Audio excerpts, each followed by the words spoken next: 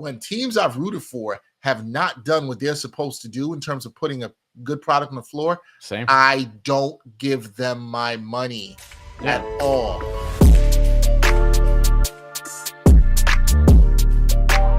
Unfortunately for Dallas, like I don't know how you could still be a Mavs fan. Is where I'm at with this too, Dex. Like if I were a Mavs fan, and you take Luka Doncic from me and send him to, of all teams, that team, I'm packing it in. Like I can't, but I'm not that loyal sort of fan in that way, admittedly. I mean, with that being said, I'm so intrigued to see what the fallout is from this in the following years. Here's two things I'll mention. If Luka ever faces his team in a playoff series, he is going to murder them. You think tonight was a murder? You think tonight was a murder? Man, you better call in all the detectives, man, because there's going to be bodies everywhere. Yeah. And I think that if you're a Mavs, it's a good point. Now I'm laughing at saying it. Are there really any Mavs fans? Like, are there Mavs fans or are there former Mavs fans who now either said they're going to be Laker fans or they just said, hey, we're rooting for Luka wherever he's going to be, and we're just Luka fans? I think there are Mavs fans who are just not happy. Because one of the things I did on that night of the many things I did that night when trying to digest this trade was immediately hit Reddit. I was like, I need to see what the streets are saying, and Reddit is the new streets, taking the title from Twitter. Twitter used to be the streets, and I feel like Reddit really is the streets because everyone's anonymous there. So I went in just to see like what the temperature was.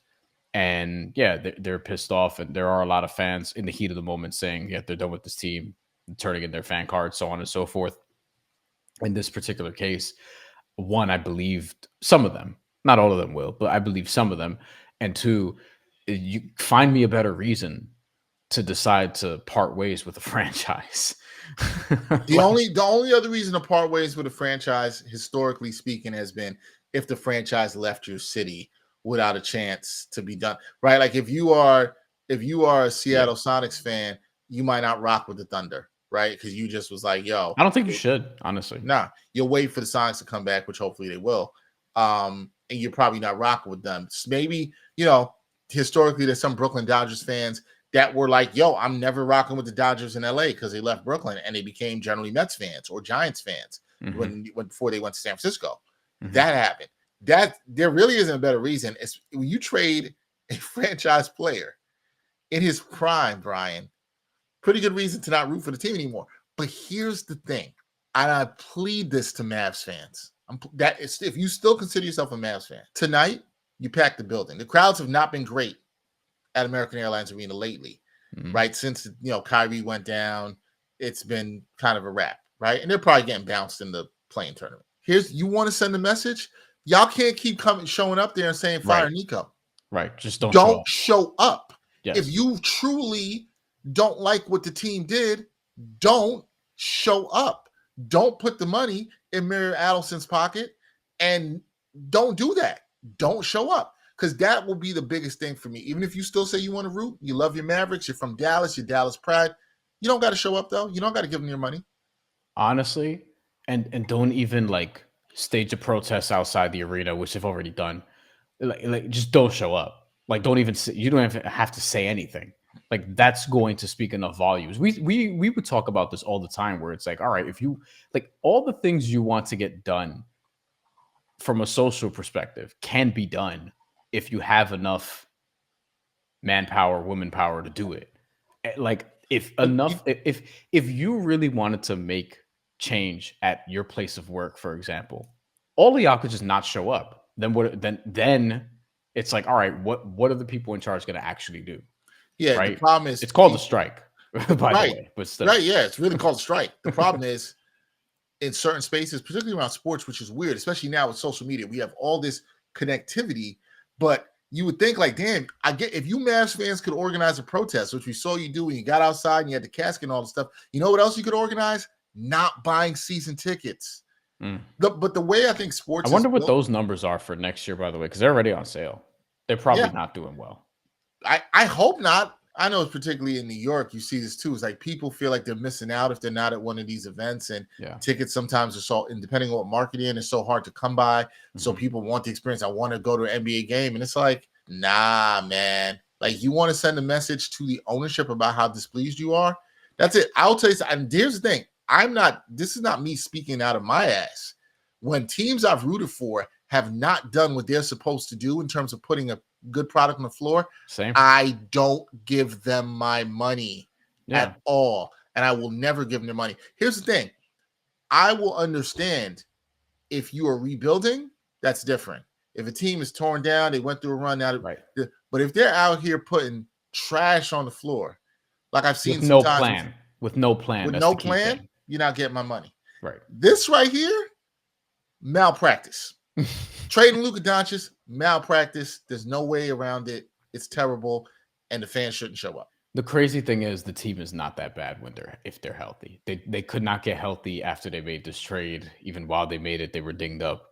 And it's like you look at the trade itself, it's not a good trade. But the team itself, after the trade, it's like you could kind of, even in this Western Conference, you could kind of be competitive. But then Anthony Davis gets hurt right away. PJ Washington, Daniel Gafford missed time. Derek Lively was out. And Kyrie Irving ends up just tearing his ACL, the worst possible injury for a smaller guard. He's not like super small, but 6'2", 6'3". And at this later stage of his career, and now it's like, what really is the future? Like he's going to be out for a lot of next season, if not all of it. And Anthony Davis isn't getting any younger, and now you're just in a perilous position where, like, what is actually the plan? Trade And just Anthony Davis should be the plan. right, and then, like this, Should. you and I have had these experiences where, like, okay, we're both former Jet fans, actually, both of us. You held on for longer than I did. I was done once it was determined that Geno Smith was not gonna be the guy, and then he tore his ACL, and it was Ryan Fitzpatrick's season. I was like, all right, peace. I'm just never gonna get a quarterback. Like they still haven't had one, by the way, in the 10 years since or so. They still haven't had a real one. Ricky, we'll get to your comment. Thank you for that. And for people watching, because I do see people watching, don't be scared of the comment section. We always throw comments up here when we get them. And this won't be a long show. We also have had experiences with the Mets that are like less than desirable, but I feel like even throughout the course of my life, while they haven't been wildly successful, there's been enough peaks. There's been enough winning. Like every 5 years or so, they have like a great team. So it's kind of like you always feel like, hey, if the farm system is not popping off, then the team is. If the team isn't, then the farm system. Like the Mets always seem to sort of like just every few years, it's like, okay, there's a run. And this one hopefully is more sustainable. With the Mavericks, they were good for a long time with Dirk Nowitzki. And they've been good for a while with Luka Doncic. There was a down year recently, but in between that, you have a conference finals and a finals. And not to relitigate the trade, but like my whole thing is I don't know how you could remain a Mavs fan unless you're like a tried and true Texan and you just, don't want to give it up, then I guess. But I mean, you could root for SMU. You can root for the Houston Cougars, maybe. Probably not Houston if you're from Dallas, but Dallas still. is not. Dallas ain't room for Houston. Yeah, they ain't doing. Yeah, they're not doing that. That's fair.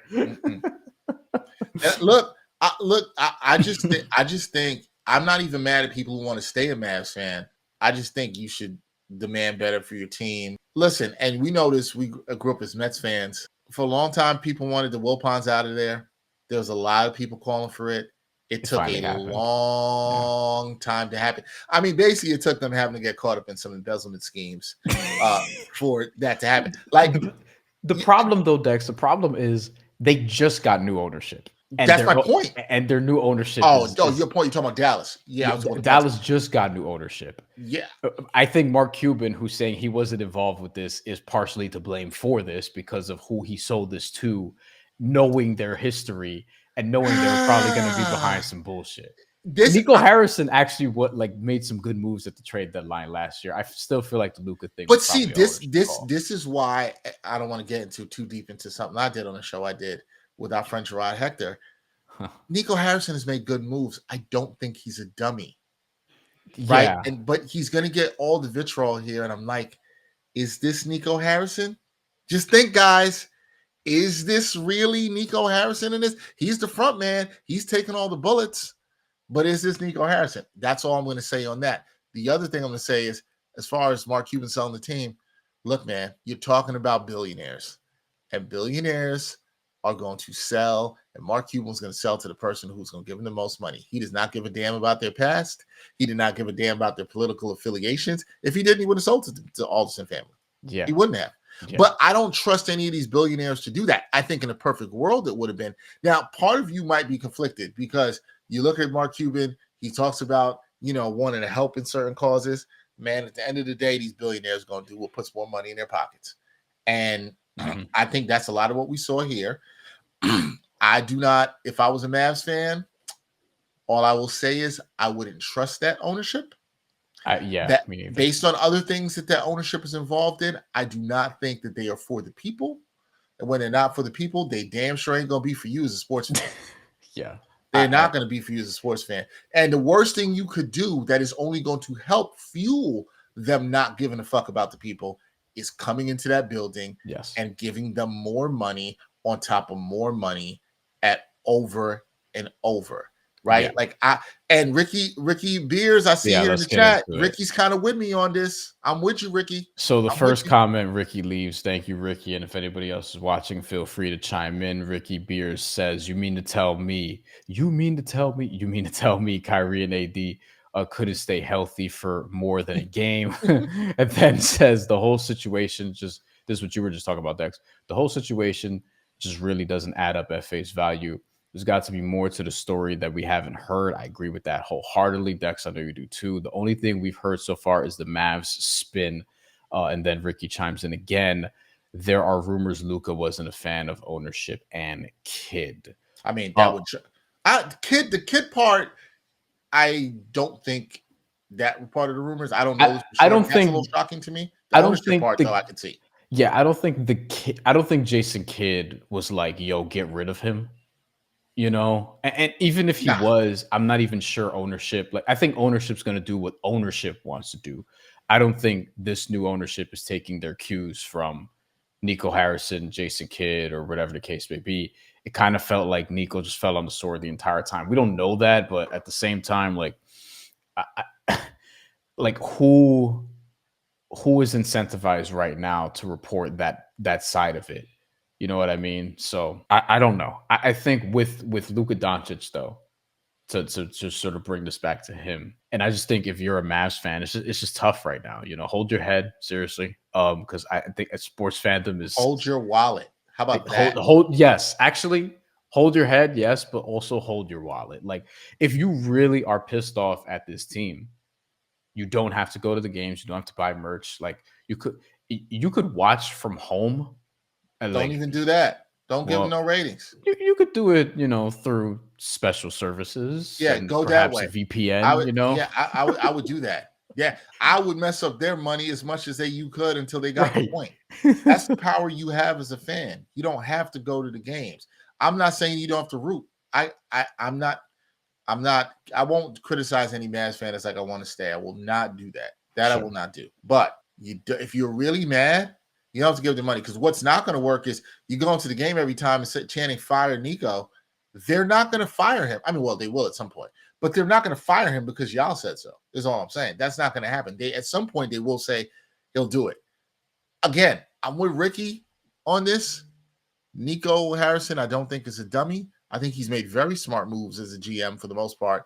This doesn't seem to add up. And all of a sudden, he decided to trade Luka Doncic. And no, he talked to no other suitors except for Rob Pelinka. And nobody also consulted LeBron James on it. Yeah, okay. I got a bridge in Brooklyn right here to sell y'all. Okay. I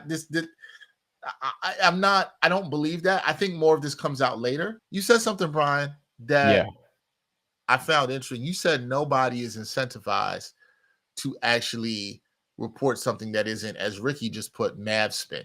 That was what Ricky said.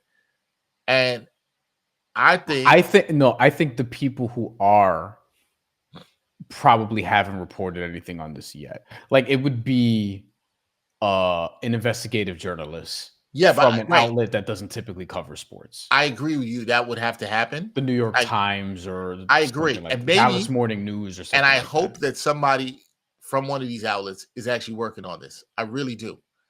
I hope so, because as obviously as a journalist and a fan of journalism, this is something I Yes. want to see. I think you're right. It's gonna take that caliber of journalist from that kind of outlet to get this done. This ain't coming from ESPN, likely, unless they get Baxter Holmes on this, who does a great job investigating I journalism. feel. I mean, I feel like if Tim McMahon knew, he'd report it right now. I think he would. He I don't think they're going to feed him yeah, that. That's the point and I'm saying. there's a chance we're That's no also shade to Tim McMahon. right, who I think is great. And Yeah. there's a chance we're also wrong, and this is Nico's call, and haha, whatever. But I don't. That would surprise me. But we're just going off that. Ricky, we'll get into your comments, and then we'll just wrap on the Western Conference real quick. Ricky says, "What was it? I'll say this and only this." Uh, Jeannie and Bill Duffy have been friends since they were in high school. It's a business. Yes. See, I like when people connect the dots. You know what I mean? Like they kind of follow us down the trail. Yeah, but to Ricky's point, if you believe there's more to the story and you believe they kept the trade talks insulated as possible, then that's part of what makes sense, right? Because two things can be true. They could have kept the stuff insulated because they know how crazy it is. The Luka Doncic rumors got out. That doesn't mean it's the best thing to do for business or to get the most value you can out of a trade. But if you are going to keep it insulated, Ricky, if this is what you're insinuating, and that all the ties matter, whether it's that Nico and Rob Pelinka have a relationship, Bill Duffy and Jeannie have a relationship, right? Like that's the little things do matter in trying to keep the stuff in-house, right, among certain people. If you're doing this trade and this was driven by ownership, there's absolutely incentive to keep it on the low. If you legitimately thought Luka Doncic wasn't giving effort, out of shape, even though I think all that stuff you could have got his ass in shape, even if that's the case, then you would want to have the broadest market you could have for a 25-year-old future Hall of Famer. From a business standpoint, if you believe in the latter, how they went about it doesn't make sense at all whatsoever. If you believe in the former, what we're saying with is more to the story, keeping it insulated. If it's ownership driven, then it makes sense.